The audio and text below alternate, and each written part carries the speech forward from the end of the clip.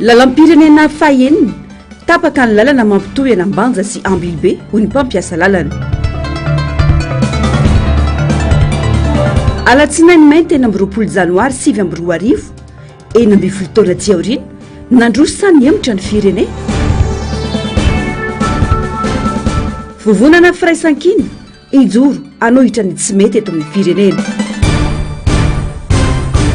eny amby 20 janoary 2024 eny amby 20 janoary 2024 tsy misy fiatsarana ny fiainan'ny malagasy eny amby folo taona ty aorina vao maika mahazovana ny fanampitehana sy ny fampahantrana lalina atao amin'ny malagasy ny teo anivon'ny firaisan-kina. malaka ny hoavin'ny madagasikara manjombona ny fiainan'ny malagasy manoloana ny zava-misy ankehitriny no ny afitsoko ny tsy faiza mitantana. manampy izany ny fomba fanaovana fifidianana eto madagasikara izay tsy manaja ny fenitra ka namafisa ny firaisan-kina fa tsy misy intsony izany atao hoe fifandimbiasa mipahefana anaty demokrasia izany. fantatsika tsara zany hoe andro ny 20 janoary zany a fetomboan'ny fanampitehana fandavana tsy nitratra zany hatramin'ny androany ka dia androany toy zay a manokatra amin'ny fomba ofisialy ny fiarahana midinika fiarahana miaramiasa ato amin'ny firaisan-kina. vony izay raha iny vony izay ijoro vony izay anavitra voaka malagasy ka dia ho hitanareo tsara ny asa ataontsika miaraka amivoaka nresanay ary nareo koa mahafantatra tsara ny zava-misy hatramin'izay ka hatramin'izao vetriko ty tenika ty hoe tapitra treo a zany hoe fifandom-biasa pahefana ao anatin'ny demokrasia zany satria tena nahita porofo sika nahita porofo nahita porofo ianareo fa reo tsara atao anatin'ny tribunal administrative dia nilaza ankitsy rano mihitsy hoe nisy dia nisy tokotrany reo osoka natao teto Antananarivo renivohitra raha efatra amin'ny 50 izy lasa efatra amin'ny 50 ary raha nisy 520 reo zandary nahazo tsara ny alalana anao mission eto Antananarivo dia afaka mifidy tamin'ny toerana tokony tsy fidianana izy ty tena zany efa tena na laniny rehetrarehetra raha tsy maintsy natao laniny candidat dia zao hitatsika fa laniny candidat dia andeha ho aizy izy nefa tsy misy zany fampandrosoana firenena anankiray zany eto ambonin'ny tany raha tsisy ny stabilité politique tsy mandroso tsy afaka hietsika mihitsy zany mpitondra zany tokony heritreritra hoe ahoana mpitondra moa zany raha tsisy ny stabilité politique ary afaka tsisy ny stabilité politique azy zahatra misy ao matoa miteny ilo hoe tsy rary matoa miteny hoe tena fatakany erody ty matoa miteny ilona nylaza hoe efa dia tena loza mandrorety amintsika trangadolo zavatra tokony tsy trango zao ny ahitany tsy fisin'ny orana. tompony antoka ary tompony andraikitra voalohany manoloana ny fahoriana mianjady amin'ny firenena ankehitriny mpitondra fanjakana izay tsy mahafantatra akory izany atao hoe fampandrosoana izany. fa mahatonga ny firenena anankiray potika ary menjera tanteraka rava dia no niady ohatra hoe tany Liban na tany Gaza ditanao tsara nagnambo reny ny fanampitehana azy tonga dia rava. faharoa zay natao hoe tena ady an-trano. faharoa vony le cataclysme naturel zavatra nitranga nirehitra ny tany California tany Los Angeles tsisy tsony marina firenena matanjaka ny amerikanina rava fananana be da be amin'ny arivo no mba potika zay zany any hoe loza voajanahary ary ny fahatelo farany mitranga eto amintsika ny tsy fahaizana tena tsy fahaizana ny olona tena mahay mifanakalo hevitra ary mandinika ny zavatra misy mahay manao analyse tsara ary manana stratégie manina hoe zao mifandeha isika eto tetezina dolo zao firenena zao angatambola atsona dolo zay olona rehetra afaka manampy zao rangalana ina mahatonga an'izany tsy fandanan-draraha zany le définition le fampandrosoana firenena mihitsy ny tsy an-tsaina le fahalalana amin'ny akapobe inona atao hoe firenena mandroso ny azy mandroso dia maka ny fahefana dia mamihina niny azy ireo fa tsy finy dia mipitsaka tsy voafianao mihitsy zany reo. tsy misy afa-tsy ny firaisan-kina ny rehetra no ahafana manatsahatra izao fampahoriana atao amin'ny malagasy izahoy ny fanamafisana ka iantsony ny firaisan-kina ny vahoaka malagasy rehetra ny antoko politika sy izay rehetra mitovy hevitra sy fomba fijery amondrina ny hery ho fanavotam-pirenena. Amafiso ny firaisan-kina atsika eto amin'ity firenena malalatsika ty aoko tsika mpandefitra ny amboho aoko tsika mpandefitra ny fitiavatena sy ny fitiavana ny atoko ary tsy ro tsara fa niteninao zao niteninao am'ireo vaoaka reo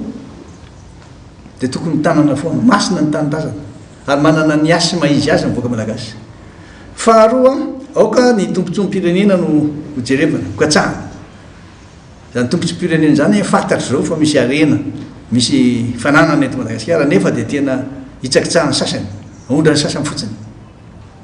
ary misy de misy ihany koa ny amintsika tsiraray aby zay manam-panirina mba tianao zavatra tsara ihany mifanatona tsara ihany a fampiresaka efa nilaza ary efa nanao antsoavo fa na izy ane izy afikambanana navondron'olona navondrona politika ka te hiresaka anatona anay de afaka mifampiresaka tena ampandeferina mihitsiny a ampanetrehetena ny ampopoa sy ny fiheverany sasany fe tsy azo atonina azo resana mino ary aho fa sa ijoro isika anohitra ny fampiororonana sy ny fampijalinan'ireo madinika ary samby ijorotsika iteny tsy tsatra mihitsy mba hamoana n'ireo gadra politika reo gadra tsy fidiny no ny tsindry azo lena mahazo azy ireo ijorotsika anao fanentanana mba hahafahantsika mandoa sy manampy azy ireo misakafo hoanina ny ambadika any tsy azo tazany-potsy ny zava-misy ankehitriny ka namafisany firaisan-kina ny fijoroan'izy ireo sy fiombonana hiaraka ikasakavaolana ho fanavotana ny Madagasikara sy ny vahoaka malagasy eo ambany vahony ny mpitondra mpamotika firenena. Tsy ny firaisan-kina no resy fa ny demokrasia sy ny tanotandalana tamin'ny fifidianana farany teo iny ho Parrain Auguste manoloana ireo raisabe eto anivon'ny firenena ankehitriny. Tsy azo etreretina ny tohizany izao zava-misy izao fa tsy maintsy mijoro ny firaisan-kina ary tsy petrapetra-potsiny fa andreny andraikiny. Efa nanao ny dingana rehetra araka ny voalazana lalàna ny firaisan-kina hitadiavana ny marina sy ny tena safidim-bahoaka manoloana ny fifidianana fenosoka alatra sy tsy fahatomombanana ka miandry izay ho toy ny fitoriana izay petraka ny anivon'ny filankevim-panjakana. Maro ny resaka mandeha maro moa ny manasaso o resy sy zahay ny resy fa ny demokrasia ny état de droit ny resy maharesa mignadratry ohatrany hoe le manao fagnadina anao de fraude na afaka anao zany hoe de mahafaly zany sy tokony hahafaly ane zany zavatra zany zay zavatra misy ankehitriny de zay zany maniko hoe magnome tokanareo zahay fa sy maintsy misy zavatra atao ihany fa sy possible ny toizan'izao ary ianareo ho ny fitondrana manao communication foana zao mirehetrarehetra hatra amina dalo miova fona anao hoe sy mety milatra izy ny latra ihany taloha ary nanao zavatra sy mety zao sy manao an'izay hoe sy mety mandeha milatra izy ko nitenina aminareo fa sy misy zay no ataonay sy zahay ane no sy korotana ane no fahavalonareo sy korotana avy aminay fa ny toe-karena no fahavalonareo am'ty 2025 ty sisy zavatra mandeha ny eto ahitanazy asika an'io satria nanimpamasy vola zay efa fitopitasika isan'andro io misy zavatra ankesika ho atao de sy ataosika de hitasika no hitanareo fa sy zahay aty isako olo rehetrarehetra zao de ataonareo manao coup d'état hatra amin'olo efa 20 taogno mahery ohatry 10 taogno mahery de atao hoe manao coup d'état putschiste en puissance ka anareo ataovy tsara ny raha anareo zahay sy miraviravitany zay koa sy miteny hoe zay ihany ny mpanohitra ary zay sy manilikolo fa mitongava daholo satria zavatra iragno manao izy ty amin'ny mpanohitra avetrany ny rehetra rehefa misy ny tsy fahombiazany mpitondra fanjakana tsy mora ny manohitra malohana ny zava-misy raha tsy teny efa tsy raha matahora sy fanagadrana saingy tsokiva amin'izany ny firaisan-kina ho irivy rakotovao fa hijoro amin'ny mampanohitra azy ireo miantsony avy amin'ny fanoherana rehetra ny tenany tsy ho voazarazara noho ny tsy fitovi-kevitra ho tsara ny tantara ihany koa ireo milaza azy ho ty tanindrazana kanefa mangina minimikipy manoloana ny zava-misy eto fotsiny a dia manao tsindrom-peo kely mieno an'ireo hoe nareo mpanohatra ane malemy nareo le tsy mavita nefa rehefa miteny zareo amin'ny lafiny tsy fahombiazana dia hoe nareo mpanohatra ireo no mahatonga antsika mahatonga firenetsika ohatra izao fa nareo tsy ty tanindrazana dia fa madika eny zany resaka zany lazaina fa olona tsy mavita nininy ireo tsy matarika vahoaka ireo tsy matahotra fividianana ireo fa resy foana kanefa dia lazainao ataonao akarana ilazanao amin'ny vahoaka ny tsy fahombiazany politika zay napetraka koa zay mivandravandra amin'izao fotoana izao na ara-tsosialy io na ara-politika io na ara-piarahamonina io mahatonga an'ireny fahasahiana manozon'olona lehibe eto amin'ny firenena ka mampiraviravo-tanana ny mamaky an'izany zany ve sisitsika eto amin'ny firenentsika zany akory tsy milaza aminay mpanohatra hoe okivy zahay tsy mora manohatra amin'izao fotoana izao raha antsika malala zany eto dia mitodika amintsika mpanohatra mihitsy ny mitarika atsika ao anatin'izay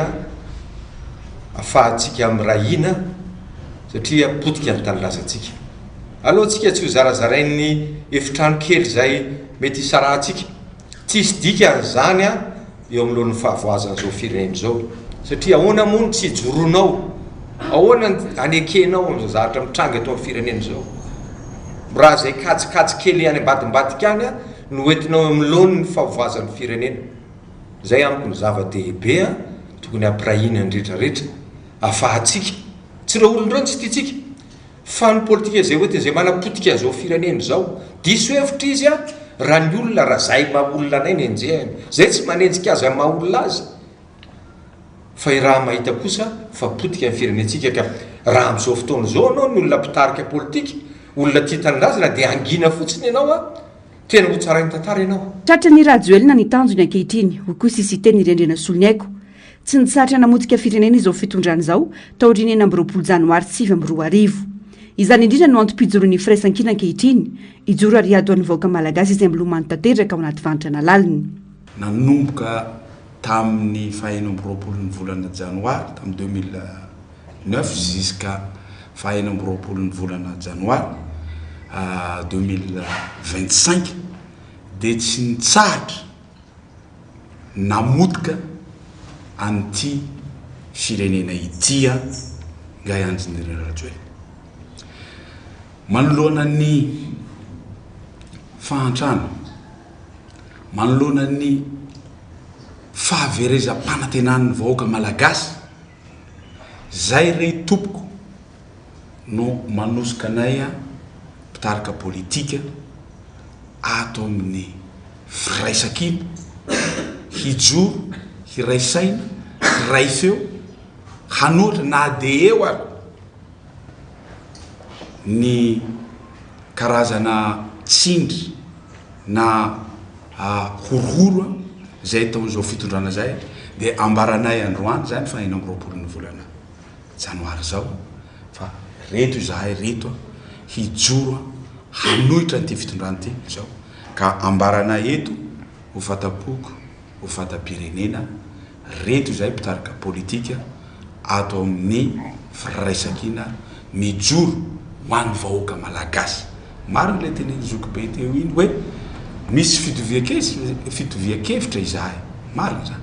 fa tsy ambony zany amin'ny zao fahoriana mahazo ny vahoaka malagasy zao mitaky fiombolana sy firaisan-tsaina ny fanarenana sy ny fanaovitam-pirenena hoy ny firaisan-kina na misy aza ny tsy fitovian-kevitra iray tsy mivaky ny firaisan-kina ary mitovy fomba fijery ny amin'ny famahana ny olana sy ny fanalana ny vahoaka anaty krizy lalina ankehitriny indrindra ny fikasana fampandrosoana maritra eto amin'ny firenena na ara-tsosialy na ara-toekarena na ara-politika nanamafy ny mpanolotsainy tanàna nantananarivo renivohitra avy amin'ny firaisan-kina rakotoarisoa albona ibaba fa tsy manaikitra amin'ny farany ny fifitianana be ny tanàna natao iny teo izy ireo tsy azo avela fotsiny amin'izao nefa ny mpitantana no igabraraka amin'ny fitantanana ny tanàna fa tsy maintsy mijoro ireo mpanolotsaina ho andriray eo anivon'ny komina nantananarivo renivohitra amafisina hatrany hatrany fa hatramin'ny ankehitriny fotoana itenenantsika izao aloha dia tsy misy antenaina intsony raha resaka fifidianana no tanterana eto Madagasikara manarak'izay efa nambaranay ombieny fa tsy manaiky tokoa izahay aniny fifidianana farany zay fenosoka alatra tsy fahatombanan'iny amafisinay zay ny fanontaniana mipetraka dia hoe maninona rainareo no manaiky hiditra ho mpanolotsaina ny tanàna na ihany koa mandray ny andraikitra zany ho an'ireo be ny tanàna zay lany ho avela fotsiny amin'izao ary ve oka ho tadididitsika tsara fa misy commune maro teto Madagasikara tsy nisy be ny tanàna tsy nisy mpanotsiana ny tanàna tamin'ny taona 2024 fa ianao zany a rehefa tsy anao ianao a dia avelany amin'izao io a toizany ny fiainany a apetrany eo zay tiany apetraka dia mitoy ny kaboaraka tsy hipetra-potsiny fa tsy maintsy mijoro ho ary fanina eo anivon'ny filan-kevitry ny tanàna manoloana ny gaboraraka tia ny sasana apetraka sy mbola apetraka eto amin'ny firenena ny mpanolotsaina avy amin'ny firaisan-kina misy ny tikely sy ny titolotolotra hoy ny fanazavana saingy misy farany herin'ny vola ny zavatra misy anefa nisy ampahany taminay voafidy a dia izay zany hoe hijoro izahay ireo hijoro a mba ho ary fanina tsy ho anao izay tany kibony eo ireo tsy mataotody ireo a fa tena hijoro izahay a hiady amin'ny kaboraraka ary ezaka amin'izay tratra ny herinay na dia vitsy azy dia hijoro izahay ireo marina fa mandeha ny fitoriana mandeha ny fitarainana tamin'izany tsy fitezany zavatra zany fa araka teneniko teo hoe ataony ihany ny ataony a na hiditra ianao na tsy hiditra zay zany nahatonga ny ananapa-kevitra hoe aleo a mijora zay ho ary fanizay mba hanampina mba tsy ho be loatra ny raha very mba tsy ho be loatra ny gaboraraka zay efa hitantsika eto amin'ny tany sy ny firenena amarana koa azy angamba dia hoe misy ny titikely fa ry zareo koa tia tolotolotra ka hoy manao hoe raha mbola misy koa ny farany a dia misy fetrany a miherin'ny vola Ratsaivina manana mpanolotsaina roapolo ny avy amin'ny tima firaisan-kina ao anatin'ny filan-kevitry ny tanàna n'Antananarivo renivohitra. Enina amby roapolo janoary 2024, enina amby roapolo janoary 2024, enina amby folo taona katroka omaly rano daty, androany kosa rany andro, dia ny alatsinainy mainty. Ivon'ny fanonganam-panjakana no tareny Rajoelina, izay filoham-pirenena amperinasa ankehitriny. Fotoana ny ninana motena sy nandrobana ireo fananam-panjakana sy fananan'olon-tsotra maro teto an-drenivohitra sy nanerana nosy. Ny famotoana teny amin'ny kianjan'ny 17 Mey ireo mpanao fihetsiketsehana ny alatsinainy ny 9 Janoary 2024. Nambaran-teny fa anao diabe ho eny amin'ny lapan'ny fitsarana anosy. Amoaka ireo mpianatra voalaza fa voasambotra, kinanjo, noho ny tonga teny anosy, efa votsitra ireo mpianatra. Niova hevitra indray anefa ireo andian'olona tonga teny, ka nanapa-kevitra andory sy androba ny ainao manjerim-pirenena, dia ny TVM sy ny RNM, izay vao avy no avozy ny fitondrana ravalomanana, potika sorotiky ny afo ireo vako-pirenena satria voatahiry tao avokoa ny rakitsary sy ny feo ny tantara-pirenena hatramin'izay. Tsy nionina tamin'izany ireo andian'olona nahazo baiko sy tsodrano, fa nandroba sy nandoro ny radio sy ny televiziona MBS tety Anosy-Patrana, nitoy teny amin'ny Tikô sy ny Magro Tanjombato sy Akorondrano ary Beoririka. Ireo mpivarotra fitaovana informatika toy ny Sitik, ny teny amin'ny Jimboscor, ny Koritra sy ny maro hafa. Orinasan'ireo mpandrara malagasy ny akamaroan'ireo lasibatra, ary no manana manokana mba isin'ny korontana raha ny fijoroana vavolombelona. Nisy ny réunion préparatoire tany Ambatomaity, tany an-tranon'Andriamatoa Ranjivason Jean Théodore, mba haninona mba hikréevana hamoronana zany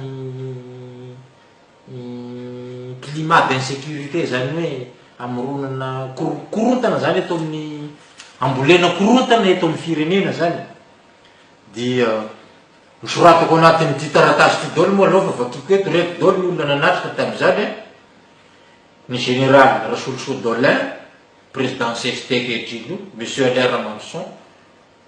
Andriamatoa Sarieraka, Niasina Andriamanjato, Reboza Julien, Laimirico Jean, Patrick Monibou, Roland Ratsiraka, monsieur Iralipo Besy, Ramarcelin, ary 20 gros bras niaraka tao tamin'ny fotoana. Dia ny zavatra nitapahana tao moa tamin'izay fotoana izay dia hoe irecruter gros bras maromaro, 20 groupes de gros bras. Disaky ny groupe dia omena 1 million d'ariary, 5 millions de francs zany amin'ny iasan'ny groupe io zany mba karazany entina mba iasanja la zany mba vola fandrisika. Dia io vola io zany Andriamatoa Rajoelina zany manomeno. Dia nisy baiko moa tamin'izany fotoana zany hoe raha vao daholo ny magasin lehibe rehetra eto tamin'ny rivoserany Madagasikara tahaka ny Jimboscor, ny Magros, ny Nama, ny Tico, ny TVM, ny RNM, ny NBS atao daholo zany zay napotenany io. Enina amby folo taona katroka aty aoriana nitondra anakay zany famotena sy ny fandrobana ny ninana tao. Nitondra ny firenena ho any amin'ny fananakarena ho an'ny malagasy ve, ny fiongotany fitondrana ravalomanana sy ny famotehana ireo orinasa maro tsy voatanisa izay natao tamin'izany. Mahonina ny mahita ny zava-misy ankehitriny ho iatrany ireo vavolombelon'ny tantara. Zao mikorosofana ny firenena nanomboka tamin'ny 2009 nisy an'izao ny asa rava ny société anagasy anankiray za sy miditra hoe filopirenena ny tompona tsy filopirenena fa reo société mba anagasy ny asan'ny gasy maro anisa teto dia ny potehana nefa nanavao tsisy ny fananam-panjakana teto ny ORTM zay mba nataon'ny filomarika ravalomanana tamin'izany fotoana zany tamin'ny andro nitondrana ny potehana dia zany zavatra rehetrarehetra sy voatanisa eto amin'ny faratsy amin'ny dégâts zany ny mbola mahatonga anay CRN antoko kintany Madagasikara amin'izao fotoana zao mijoro hoe andao atsika mba anarenana an'izay dégâts zay amin'ny lafiny rehetra zay iresaka andatabatra boribory ny filoha ankehitriny mitondra amin'izao no responsable satria izy ny leader d'opinion ny tarika vahoaka gauche droite teto ny rasika nahitany zany misy archive zany aminareo amanjato ny ireo namoiny ihany satria maro ireo mbola varina nakaentana kanefa ny mpandory sy ny mpandroba na no iatrany ny asa ratsiny. Malagasy mahery ny 10 hetsy no very asa ary mpianatra mahery ny 7 hetsy no ny alandaharana raha nitatitra avy amin'ny UNICEF ny taona 2024. Namela takaitra ratsy ara-toekarena niteraka fahaverezana asa maro namotika ny fitokisana ireo mpampiasa vola sy mpamatsy vola ka nampitotongana ny sehampiarina teto amintsika ireny fanokorotanana sy fandrobana ary fandorana natao no niresaka politika tamin'ny taona 2024 ireny. Nisy tondrozotra na feuille de route ka ankoatra ny resaka politika dia nofaritana fa onerana ireo lasibatra indrindra ireo mpandraratsotra. Hatreto anefa dia vola kakafotra nangina ny fanadiadiana 40 taona aty aoriana. 40 taona aty aoriana ny takinany hoe aoka izay ny jadony isian'ny fahalalana maneho hevitra miseho amin'ny endriny hafa ny raha matahorana petraka ny lohan'ny taona 2024 izay eo amin'ny fitantanana ankehitriny. Tsy misy ny fahalalana maneho hevitra izay nidradradrany tany aloha mitombo ny fampiororona ara-politika, ny fisamborana, ny fanagadrana. Itsankilan'izany Madagasikara ny firenena gisitra maneran-tany raha toka fiovana ho amin'ny tsara kokoa no takina ka nanaovana ireny famotehana ireny. 40 taona aty aoriana mbola tsy tafarina ny ratra navelan'ny krizy politika nisy teto amintsika mandraka ankehitriny.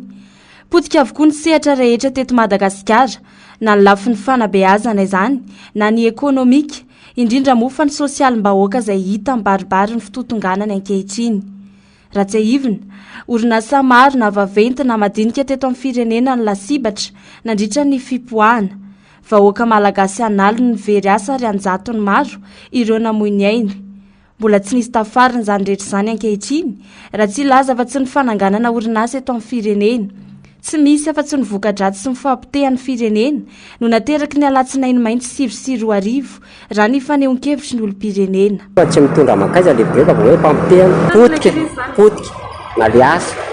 potika zany le firenena. 2009 nisy crise fa tena zao vao tena crise. Ny fiainana amin'izao fotoana izao aloha dia mihasarotra na mahasarotra azy na rano zao sa mampasahirana ny jiro tapadava ny sakafo miakatra hatramin'ny savony dia miakatra andreo manalina. Tsy toy izao nahazo a Madagasikara raha tsy nisy ny fanonganam-panjakana tamin'ny 2024 ho iatrany ny fanehoan-kevitra. Efa nandroso isika raha tsy mipotehiny tsy mataotody ny firenena. Mety efa mbola asa lavitra ihany tsika satria tamin'izany angeny ny asa nisy e. Za zao ny asako zao ohatrany hoe manao sono zao ny asako manao DJ mampandihy dia rehefa tsisy mampandihy dia manao maso miasa nefa n'izao tsisy tsony zany asa zany amin'izao satria ny olona amin'izao efa sahirana ka nahakanao ary izy dia aleony mandefandefa radio kely eo an-trano dia vita. Satria tamin'ireny ohatranay zao mivarotra amin'ny vazaha be vazaha ihany be vazaha fa zao nefa tsy misy tena tsisy mihitsy misy tsirairay da ohatrany hoe fiovana nefa vao miasa miova sarotra zao tena sarotra. Tsy manatsafidy ny malagasy manoloana ireo olana rehetra mitranga miandro ny fandraisana andraikitry ny fanjakana ny amin'ny fanarenana ny Madagasikara ao anaty fantrana. To tsy misy antenaina nefa izany raha ny zava-mitranga mijerena ho iatrany ny fanazavana. Nodiniana Androantany Genève nandritry ny examen périodique universel na ny UPR ny resaka zon'olombelona eto Madagasikara. Fanao filakevitra ny firenena mikambana momba ny zon'olombelona HRC ity tombany ity amantarana hoe aiza ho aiza ny toeran'i Madagasikara amin'ny fampanjakana ny zon'olombelona. Iray amin'ireo firenena 14 anaovana izany amin'ity andiany 27 ity. Nanomboka ny 20 janoary teo hatramin'ny 17 janoary 2024 avy izao izany. Ny volana febroary 24 no niatrika ny EP voalohany Madagasikara, raha ny novambra 14 ny faharoa ary novambra 17 kosa ny fahatelo. Ny vondron'ireo firenena mpikambana 70 ao vomera misahana ny zon'olombelona mandravitra ny EPU. Na izany aza, afaka mandray anjara amin'ny fanombanana firenena 360 eo anivon'ny firenena mikambana. Ny fanombanana dia atao amin'ny alalan'ny antota taratasy manaraka, tatitra nasionaly vaovao naleva avy amin'ny firenena voafantana, fanangonana vaovao avy amin'ny tatitra sy fanadihadinana atao manam-pahaizana manokana sy manam-pahaizana momba ny zon'olombelona, fantatra amin'ny anarana hoe procédure spéciale, ny rafitra izay foronina tamin'ny alalan'ny fifanarahan'ny zon'olombelona sy ireo fikambanana hafa avy amin'ny firenena mikambana. Vaovao avy amin'ny antokon'olona hafa, anisan'izany ny androm-panjakana misahana ny zon'olombelona, ny fiarahamonim-pirenena. Ho an'i Madagasikara manokana dia betsaka ary miharihary ireo karazana tsy fanajana ny zon'olombelona. Raha tsy teny afa-tsy ny firongatry ny famonoana olona, ny tsy fisitrahana jiro sy rano izay zo fototra, ny resaka fahasalamana sy fanabeazana izay tsy takatry ny rehetra, ny famonjena olona,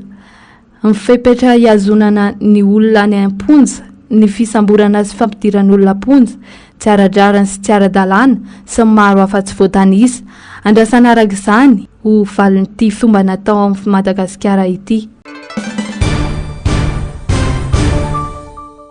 Ny etratany sy etratrandro no animbaloha ranombola maharitra ho an'ny komina iray. Lozamiantra ho an'ny komina noho izany. Ny fanapahana izay noraisiny ireo député ka nanaiky ny anomezana sy itangosany fohibeketra ireo etra animbaloha ranombola maharitra ho an'ny komina ireo. Hoy ny ben'ny tanàna izay voafito tao amin'ny komina Alasora. Ny fanatsarana ny fomba fandaovana izany rehetra izany no adihevitra tokony hipetraka izao, fa tsy fanongotana amin'ny komina ny fakana ho iatrany ny fanamafisana. Zao ane ny FPB ane no antoky ny hoavin'ny komina rehetra eto Madagasikara satria ireo droit rehetrarehetra izay misy amin'izao fotoana izao ane ho foana tsikelikely. Ny tany rehetrarehetra eto amin'ny komina izay misy anay tsy hoe ho mandrakizay akory nisy fanorenana foana. Fa ny loharam-bola maharitra mandrakizay eo amin'ivon'ny komina dia ny etratrano sy ny etratany. Ka amin'izao zany izy io tena tokony mba dinihana foana satria ny adihevitra tokony hipetraka dia amin'ny fomba ahoana no hanetanana ny olona andoha ny anjara etrany eny amin'ny nivon'ny komina. Mba afaka tsaraina amin'ny resaka teknôlôjia ve izy io hoe afaka aloha amin'ny mobile monnaie ohatra. Afaka alohan'ny olona any amin'ny banky ve izy io, ahoana ny anatsarana ny lalàna fitantanam-bola mpanjakana mba ahafahana mivelatra ahafahan'ny olona zany mandoa le satria matetika ane ny olona na te andoha ary ny fahalavitany trano makeny amin'ny komina sy ny tsy fananany fotoana no tsy andohavany anazy, fa raha ny trano any izy mba mandoa le izy amin'ny alalan'ny mobile monnaie na hoe makany amin'ny banky izy dia mba afaka manao virement ny komina amin'ny fomba ahoana ny tokony ahafahana manatsara lalàna fitantanam-bola mpanjakana mba ho atongavana amin'izany zavatra zany satria ny teknôlôjia efa mandroso dia tokony androso manaraka izay koa fitantanam-bola mpanjakana. Ho an'ity komina ity dia zara raha mitazona ny 100 ny vola miditra, ny etratrano sy ny etratany. Mifanipaka tanteraka amin'ny fitsinjaram-pahefana ifanapahan-kevitra io ary famonoana ankolaka ireo vondrom-bahoaka paritra itsinjaram-pahefana ho iatrany ny faneho-kevitra. Lasa hiatraika amin'ny fampandrosoana atao eny anivon'ny komina izay zavatra anankiray izay fa raha mba azo atao a aleo mba hijanona amin'izao hoe ny commune no mandray ny FPP, ny commune no manatsara ny fidiram-bolany amin'ny alalan'io rehetra io a fa tsy mety le izy hoe alefa any amin'ny trésor satria na ny impôt maro samihafa ara zany ny impôt de licence sy ny impôt synthétique sy ny sisa rehetra efa manahirana ny indraindray vao mirotsaka ny anaty kitapom-bolan'ny commune le izy de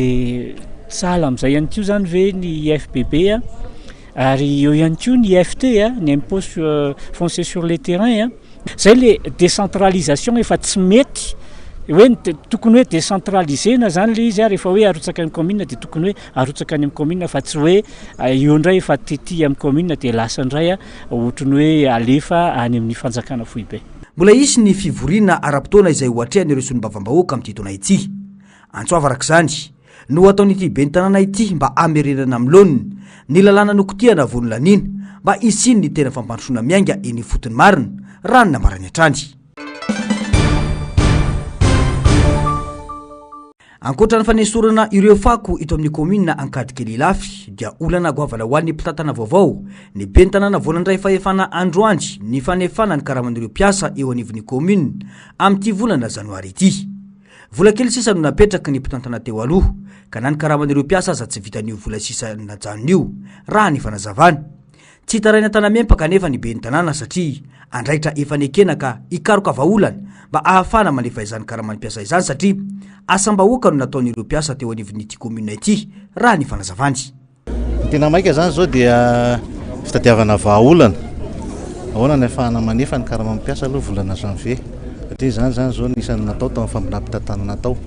Resaka moa anatin'ny fitantanana sy ny famondrana ohatr' zao dia ny hoe tsy ny tsara ihany no raisina fa ny ratsy ihany koa dia raisina ka isan'ny ezaka anankiray zany zay ao anatin'ny fohy ezaka tadiavana vahaolana aingana ahafahana manefa ny karaman'ny mpiasa volana janvier. Eo ihany koa ny fezahana amin'ny fanadiovana aingana ny tanàna amin'ireo fako izay efa manomboka amin'ny savovona eto anivon'ny commune. Zay zany lara-pahamehana aloha akoatra ny fametrahana ireo rafitra rehetra hitatana eo anivon'ireo sampandra maro isan-karazany eto amin'ny commune. Teo zany hoe tsy mahavita ny karaman'ny mpiasa ve zany le vola mijanona sisa ao? Raha ny azo tenenina dia izay misy raha tsorona marina tsy afaka mbola hanefana ny karaman'ny mpiasa ny teti-bola izay napetraka ny mpitantana teo aloha ankehitriny. Ankoatra izay tsy maintsy ezaina ny azahoana ny maro anisa amin'ireo mpanolo-tsaina mba ahafana manatanteraka ireo vinanasa efa nampahafantarina ny vahoaka nandritra ny fampelezan-kevitra ho hiatrany ny fanazavany. Isany koa ny fikatsahana fiara-miasa amin'ireo mpiara-miombonantoka mba isiny ny asa mivaingana ho an'ny vahoaka. Izana ihany koa ny jery sy mifanatona amin'ireo mpiara-miombonantoka izay ato anivon'ny commune na ahafahana miara-miasa sy vonona ihany koa ny fanometana ny amin'izay drafitra fampandrosoana etetina hoentina izay. Ny mpanolo-tsaina moa raha ny tokony ho izy zany dia fito ny mandrafitra ny commune ezahana ny azony maro anisa ao anatiny ahafahana manatanteraka tokoa izay fihina fampandrosoana izay dia isy ny dinikasa sy fanantonana amin'ireo mpanolo-tsaina lany ahafahana mijery sy mampitovy ny tady mikanga mba ahafahana tokoa tena hoe miroso ao anatin'ilay fampandrosoana mba tsy hoe isy ny sakana sy ny hoe volo maloharandrana. Tontosa androany moa ny famindram-pahefana teo amin'ny ben'ny tanàna mpisolo toerana sy ny ben'ny tanàna lanim-bahoaka teto amin'ny commune Ankadikely Ilafy ity. Ankoatra ny solotena avy amin'ny distrika sy ny solom-bavambahoaka dia ben'ny tanàna maromaro voafito tao amin'ny anarany Tokotima tao amin'ny distrika Navaradrano no tonga niatrika ity lanona mpifamindram-pahefana natao androany ity. Voafido ben'ny tanàna tao amin'ny commune Lasora ny kandidana tolotry ny Antokotiko Madagasikara Jimmy Randriantsoa araka ny valim-pifidianana ofisialy navoaka amin'ny fitsarana. Nisy ny fitondrana mbavaka amin'ny fotoam-piasany manaraka teny amin'ny Église Saint-Laurent à Lasora. Ny kandida izay natolotry ny Tiko Madagasikara raha nanomboka ny fampelezan-kevitra izay dia nanomboka izany tamin'ny fampiompivavahana fangataham-pitahina tamin'Andriamanitra ny amin'ny fangatahana ny hoe fampandresenanay ary nanasa ireo vahoaka izay fombanay. Arak'izao dia tsy mitombina ny resa-pena ely fa ny gadra ny ben'ny tanàna Lasora tsy nitsaona no ampandrosony commune fa ny fanomezan-tanana. Misy ny tsao izay nahelin'ny olona tsy mataho-pody ety avy amin'ny commune Lasoa hoe ny Gadra ny be ny tanàna, lasa ny Tsefany be ny tanàna, lasa ny Atanora be ny tanàna, natao sarika Ampandriana be ny tanàna. Hoy aho hoe Andriamanitra no momba anay ary tsisy asakana anay tsy azo ny fandresena. Maro ny tetikasa ho tanterahana mahakasika amin'ny fandriam-pahalemana sy ny fanamboarana lalana mba hitsonjovana amin'ny mety ho fahavoazana amin'izao fotoam-pahavaratra izao. Tetikasa maika ataon'ny commune aloha dia ny fanamafisana trano ny fandriam-pahalemana. Ny fametrahana ireo jiro ao anatin'ny lalakely 3 izay atao eny anelakelan-trano rehetra eny misy eninjato ny jiro izay ho apetaka atao anatin'ny telo volana manaraka. Manaraka izay ihany koa moa zany ao anatin'ny fahavaratsika amin'ny fotoana izao dia tsy maintsy miomana zany ny commune ny amin'ny fandaharana ireo tatatra maro samihafa eny amin'ny faritra iva eny ary eo ihany koa mazava ho azy ny asa fanamboaran-dalana izay atahorana ho tapaka eny amin'ny fokontany tsirairay ety. Fempitam-piasana vaovao anaty ainga vaovao no hitondrana ny commune Lasoa raha ny fanazavana trany. Tsy misy afa-tsy ny fiarahan'ny tsirairay mandray andraikitra no antoka ny fampandrosoana ny tanàna. Mbola tsy tafarina treto ny takaitra navelany rivo-dozady kely edy tany amin'ny tapany avaratry ny nosy nandritra ny fandalovany roa herinandro lasa izay. Mbola tapaka treto ny lalana mampitohy Anambanja sy Ambilobe no ny fiakaran'ny rano ambony tany amin'ireo toerana ireo ka natapaka ny tetezana ao mahavavy. Tsy maintsy miampita lakana arak'izany ireo mpandeha ary miampita fiara indroa malona ireo fahatapahana roa ireo raha te hiazo an'Ambilobe. Ny vahaolana vonjomaika aloha zany ny fatao foana moa sy natao tamin'ny herintaona dia le fampitanan'ireo olona misy régional ao ampovoany ao dia miampita mandeha amin'ny régional miampita lakana aloha zany mazava azy na vedette dia mandeha misy fiara mandraindray eo makeo mahavavy dia eo mahavavy iray miampita lakana na ohatran'izay dia misy fiara mandray kosa avy eo mandrapatonga any Dego na Sambava moa zany film palace Sambava tsy maintsy zany atao mety hoe mampitombo azy fotsiny dia le ho an'ny sarandalina zany dia le freana régional eo ampovoany sy le freana miampita rano dia ny fotoana moa zany lasa manatombo kely satria mety ho lany eo miaditra ndray atomindroa ohatry hoe tsy manatombo kely nora andianana fa naizana zany koa le lalana aloha amin'izao efa somary mafimafy kely le hitranambanja Antaranambanja sy Antsofira mafimafy kely amin'le fotaka. No ny fiampitana indrora kely dia mitombo ny sarandalana alohan'ireo mpandeha antony mahavitsy ny mpandeha mihazo ny lalam-pirenena fahenina raha nambara ny tompon'andraikitra ny enatra amin'ny 500 isanjato mantsy ireo mpandeha raha ny fanazavana hatrany. Mihitsy ny fiara satria raha teo aloha izy ho an'ny RN6 fotsiny ataoko hoe mahatratrany amin'ny 25 voiture mihoatra kely zao efa atao hoe 10 voiture raha misy. Tena ny olona aloha tena niena ny olona fa tsy maintsy andeha na hoe hamonjy fahavoazana na no hoe mpivary mandeha fa tsy maintsy andeha zay no fa tena miena 50% mihitsy ny isan'olona mandeha amin'izao. Atitra moa efa zatra io azonao fitarainana moa zany mividina piesy mitombo an-dalana nefa le asa miena foana lefa eo amin'ny transportement manatombo kely le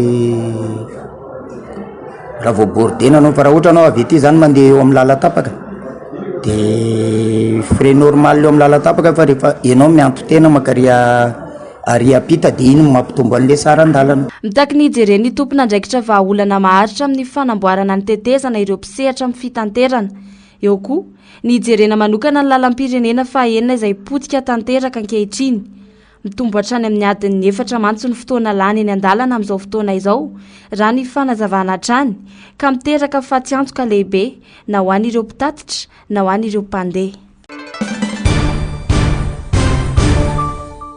Tambary mirefy 503 hektara sy tantsaha 500 ny voakasika ny fahavakisan'ny tohodrano Androfia ao malaza Pitatafika isan'ny vokatra ny rotsakorana be tatoato nanomboka ny alakamisy lasa teo. Niakatra be ny ahavoan-drano ka tondraka koa ny lalana mampitohy amin'ny malaza sy Ambodia fotsy izay niteraka fahasahiranana ho an'ireo olona narivony mipetraka ao amin'ireo faritra ao amin'ny komina Pitatafika. Nidina tany an-toerana ny délégation avy amin'ny BNGRC nitondra fanampiana vonjy-taitra sy nijery izay fomba hanakanana mety ho fitaran'ny fahavoazana. Mpitandro filaminana miisa 200 ahitana miaramila 700 sy zandary 700 no nanampy ireo teknisianina avy amin'ny APIPA sy ny BNGRC. teny antoerana koa ireo teknisianina avy amin'ny sampandraraparitra misahana ny asa vavety eto Analamanga nijery izay asa fanarenana aingana mba hiverena amin'ny fifamoivoizana ato anatin'ny fotoana fohy. Iena tsikelikely ny herin'ilay andro ratsy ao amin'ny lakan-drano Mozambika ato anatin'ny 3 andro manaraka ary tsy hisy fiforonana rivo-doza akasika amin'ny vantana ny nosy amin'ity herinandro ity raha mivinavinany sampana mpamatatra ny toetry ny andro. Ahazo oram-baratra amin'ny tsitokotoko any amin'ny ilany avaratra andrevana ary atsimo ny nosy amin'ity herinandro ity raha omaina kosa ny any akafa. Isy tandrifindrahona ihany koa any amin'ny afovoantany ary ny ilany avaratra atsinanana sy afovoany atsinanana. Andidina ny 40 hatramin'ny 17 degré Celsius maripana maraina ary eo anelanelan'ny 17 sy 17 degré Celsius ny tolakandro. Nahazo vahana loatra ny lozam-pifamoivoizana indrindra ireo kodiaran-droa tamin'ity faran'ny herinandro ity. Tsy vitsy ireo namoy ny ainy sy nitondra takaitra indrindra amin'ny alalan'ny kodiaran-droa. Toy ny tranga vao niseho omaly alahady, tovolahy roa andeha hiazo ny fidiny no niara ny lozam-pifamoivoizana teny Andraharo. Rano vaovao dia matsitra drano teo no eo ny iray tamin'izy roa lahy, raha toa kosa ka teny an-dalana monjy hopitaly ilay namany no tapitraina. Raha ny fampitam-baovao ihany dia mpiasa eo anivona Aino Amanjery izy mirahalahy ireto, izay samy tsy nisy tana ny ainy raha ny loharam-baovao hatrany.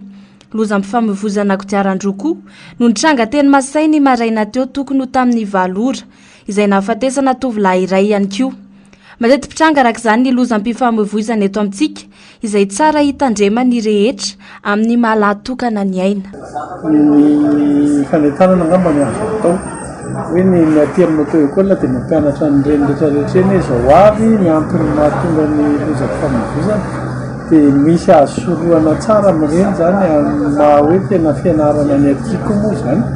dia tokony hoe izay zany averimberina ho antsika rehetra aloha. Fa ankoatr'izay moa misy foana koa ilay ataontsika hoe fa tsara itsy mivavy eny an-dalana dia iny indray tsy hita hoe atahoana iny fa rehefa vavy ny loza moa dia izay zany hoe loza miditra fa ankoatr'izay izay azo sorohana dia izany mahatonga an'ireny hatramina visite teknika tsy maintsy hoe jerena fa tsy hoe alozanako ireny daholo zany mikoty ao anatiny satria indraindray misy zavatra voatsirika ny aloha ihany hoe raha nitsirihana mialoha dia ireny rehetrarehetra ireny zany ny fanentanana zany ao anatin'ilay izy satria ny loza tsy mampandre raha teo anatin'ilay izy dia rehefa misy an'ireny moa dia mampalahelo hoe misy olona maty dia misy maratra sy ny sisa ankoatrany hoe fahavoazana eo amin'ny ara-materiely zany dia izay zany ny fanentanana. Tsy misy afa-tsy ny fandaminana ny fitaterana ihany ny isan'ny antoka mpiena ny lozam-pifamoivoizana eto amintsika. Ny fametrahana ny mpivarotra amin'ny tokony ho izy, ny fanajana ny lalàna mifehy fifamoivoizana na ho an'ny mpamily izany na ho an'ny mpandeha tongotra. Voalohany aloha hoe io zany ny lalana ampiasaintsika dia efa misy sokajina na sokajina lalàna an'io zany. Dia raha ohatra zany samy manaja an'izay tsika rehetrarehetra tokony efa voasoroka aloha zany ny ampahany be dia be amin'ny lozam-pifamoivoizana sy ny fikorontanana indrindraindrindra satria ao anatin'ny bokin'ny code de la route dia misy ny arabe ho an'ny moto sy ny tômôbila trottoir ho an'ny mpandeha tongotra dia tokony ny fampiasana an'ireo indray dia efa ianarana aty hoe ohatr'izao mifamezivezena fa tsy hoe ohatra ny ganagana ny sasaloha samy manao izay tiany eo fotsiny. Izay ny anankiray. Ny anankiray faharoa satria resaka eto amintsika ny resahana dia raha malala eto amintsika ilay hoe tsy tomombana ny fotodrafitra sa rehetra zany. Dia anka na ilay fampianaranay ary lasatra ny mandringa satria zavatra ampianarana iapo zany zao tsy sasany tsy teny amin'ny arabe. Dia nio ary misy ao ndeha hitady mitsita izy ianao fa dia hoe mba andao ifandefitra ilay olona dia andao ifanaja ao anatin'ilay izy fa samy manaja ilay lalàna ny fifamoivoizana. Dia fanjakana koa moa zany ny atenaiko fa maheno an'ilay antsoavy sy mahita ny zava-misy hoe parabe raha ohatra hoe fa olon-dehibe daholo tsika voaterena hoe vai ny toe-tsainareo fa tsy mety ilay izy fa tokony any amin'ilay katita kely any zany tokony efa heverina sady hoe ampidirina any anaty fandaharam-pianarana ilay izay mbola tsy natao moa fa anaovana antsoavy ihany hoe tokony deny ihany zany ankizy dia beazina tsikelikely. Natao fotsiny ohatra hoe ahoana ny fanaovana ny fetitam-pandeha tongotra ampianarina an'izany ny ankizy dia rehefa zatra izy dia rehefa olon-dehibe ohatra antsika izy dia eny izy mety. miainga avy amin'ny tsirairay araka izany ny mety ampihena na ampitombo ny loza miainga amin'ny toetsaina sy ny fanabeazana ny ankizy teny mbola kely ihany koa raha ny fanehoan-kevitra hatrany tsara araka izany raha ampidirina anatina fandeharam-pianarana ny fampianarana ny zaza ny fifamoivoizana eny an-dalambe izay tsy afa-misaraka amin'ny fiainana andavanandro izahay eto amin'ny MPS dia mirary fiononana feno ho an'ny fianakaviana ireo niaram-boina. Manomboka mahazovana tanteraka ny dieto Madagasikara ankehitriny raha nanomboka tamin'ny dia malagasy tsotra fotsiny izany teo aloha dia efa tafiditra tanteraka eto amintsika ny karazany hafa maro amin'izao fotoana izao. Isan'izany ny danse de salon isan-karazany, ny danse contemporaine, indrindra ny danse urbaine izay tena mahasarika ankizy sy tanora maro. Ahitareny isan-taona rehetra ity sehatra ity izay samy manana ny mampiavaka azy tsirairay. Ankoatra ny mafalam-bolony dia, fiarahamonina iray ankoatra ny any an-trano sy ny any an-tsekoly ny eny amin'ny toeram-pianarana madia, manefy sy mitaiza ny ara-tsaina ara-batana. Mikolosaina mitarika olona iray anana fatokisa-tena ny dia ary arifanina miazona azy tsy rona amin'ny fitorohana zava-mahadomelona. Tsy hoe fitaizam-batana fotsiny fa sady fitaizana ara-tsaina ihany koa ilay izy satria ny dia dia misy fampianarana be da be ao anaty sady misy fanabeazana. Anisan'ny avantage manao dia mba tsy mitarika ny ankizy ho lasa mizavatra hafa fa variana atao anatin'ny danse ary ny danse ihany koa nefa ny azahoan'ireo ankizy ireo réseau satria lasa mifiarahana zareo ato lasa miteraka finamanana isan-karazany miteraka relation entre na ny parent na ny mpampianatra na ny mpianatra. Toy ny taranja sy sehatra samihafa misy olana ihany koa ny mpiangaly sy mpampianatra mandeha eto Madagasikara. Mbola lavitrezaka raha mitaminy any ivelany indrindra ny arabola. Mianto tena ny mpampianatra resaka avy amin'ny herin-tsaina sy ny herim-batana ananany ihany no ahafahany voatra. Tsy natao akivy anefa izany fa fanohitra ho amin'ny tsaratsara kokoa. Izany anisan'ny olona mpandihy raha eto Madagasikara. Samy hafa be ny eto Madagasikara sy any ivelany satria ny any ivelany dia tena asa mahavela n'olona maro be ny dia satria tena misy fahafahana, misy sponsor manohana be da be. Fa eto Madagasikara tena hoe mila miezaka ianao tena hoe volanao apaotra mihitsy aloha no miainga ary mila manana finiavana dia mila tena hoe passionné ianao vao afaka manatanteraka zavatra ngeza. Fa matetika manko rehefa tena hoe lasa me lehibe mitombo ny taona dia lasa me mijanona le dia fa ny anay manokana zao ny zany tohizanay foana sady mianatra izay no miasa nefa mandihy foana ihany dia hatramin'izao tena hoe na roviana na mbola lehibe mihoatran'izao zay dia mieritreritra foana hoe ho tohizanay foana ny danse ty zavatra ataonay ity tsy hoe kitaitaitra nanaovana anazy fa tena efa hoe à long terme le projet dia zana mbola hitohy génération par génération. Efa afaka mifaninena amin'ny sehatra matiana ihany koa izany hoe amin'ireo mpanatalenta avy any ivelany ny mpandihy malagasy ary manatalenta ny amin'izany. Efa maro rahateo ireo mitondra avo ny anaran'ny Madagasikara teto Afrika. Fanamboavana ny taran'izany eo amin'ny sehatra iraisam-pirenena. Anisan'ny fanamby napetrakay tamin'ny voalohany hoe mba te handray anjara concours national. Tratra ny tanjona dia nametraka ihany koa izay hoe mba hikarakara ihany koa hetsika national. Tratra ny tanjona. Anisan'ny tanjona anankiray izay tratra tamin'ny taona 2024 teo zao nisy membre tato amin'ny SMK Obus solon-tena Madagasikara tany Maurice anisan'ny nahazo ny fandresena izy zany zao ny champion en titre ny Océan Indien izay membre atao anatin'ny SMK Obus School mpampianatra atao amin'ny SMK Obus School. Anisan'ny tanjona mbola ho apetraka ihany koa hoe tsy hijanona eo amin'ny resaka Océan Indien fa tena hoe hivelatra any amin'ny Afrika ray manontolo dia ho avy any Europe dia pourquoi pas hoe resaka champion du monde mihitsy any amin'ny Jeux olympiques ohatr'izany fa mbola lavitra le lalana fa anisan'ny tanjona ho apetraka na mety hoe tsy izay ary ny anatanteraka an'izay mety le génération aoriananay izay taizainay no mety ho hatratra an'izay tanjona izay. Isan'ireo sekoly namolavola ankizy sy tanoranjato ny isan-taona ny SOS na ny SMK Obus School nanomboka ny taona 2024 no mankaty. Eny taona ny zany indrindra amin'ireo manaraka fiofanana ary 2020 taona ny zokiny indrindra. Lavy ny amasy ny tolo-kevitry ny filoha Amerikana hamindra toerana ireo Palestiniana ao Gaza. Ponina mandinina ny 10 mety sy iray tapitrisa ao Gaza no voalaza fa tokony hafindra any Egypta sy Jordanie raha ny tolo-kevitry Donald Trump mba hanadiovana io faritra rotiky ny ady io. Mety ho vonjomaikana koa mandritra ny fotoana aritra izany famindrana izany raha ny vaovao. Laza hoe efa niresaka tamin'ny mpanjakan'ny Jordanie ny filoha Amerikana izay nanamafy fa ifampiresaka amin'ny filoha Egyptiana ihany koa. Nambarany fahaleony miadevitra amin'ireo firenena Arabo sasany anorenana ny trano sy toeram-ponenana hafa mba hazon'ireo mponina ireo miaina anaty filaminana.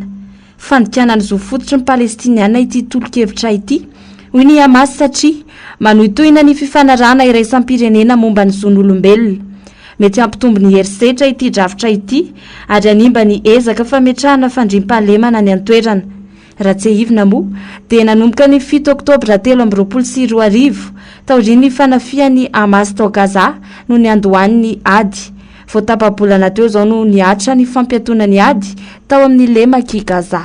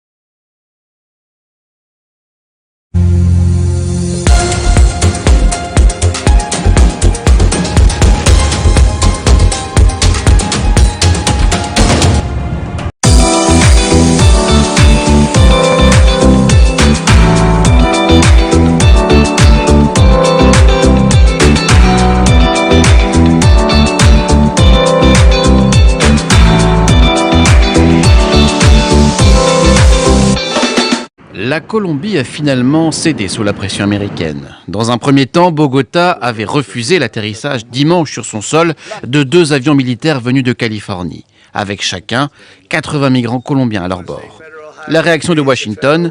une restriction du nombre de visas délivrés dans son ambassade de la capitale colombienne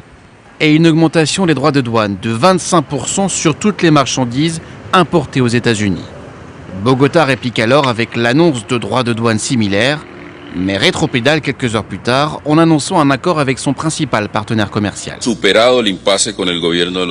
Nous avons surmonté l'impasse avec le gouvernement américain. Dans ce contexte, le ministre des Affaires étrangères, Luis Gilberto Murillo, et l'ambassadeur Daniel Garcia Peña se rendront à Washington dans les prochains jours pour tenir des réunions de haut niveau afin de suivre les accords. Donald Trump a fait de son programme d'expulsion massive l'un de ses arguments phares de campagne. Vendredi, 265 migrants expulsés des États-Unis ont atterri au Guatemala. 88 autres sont eux arrivés au Brésil samedi dans des conditions qualifiées de dégradantes par le gouvernement brésilien. Les plaintes des personnes étaient très sérieuses en raison de violations. Des familles, des enfants,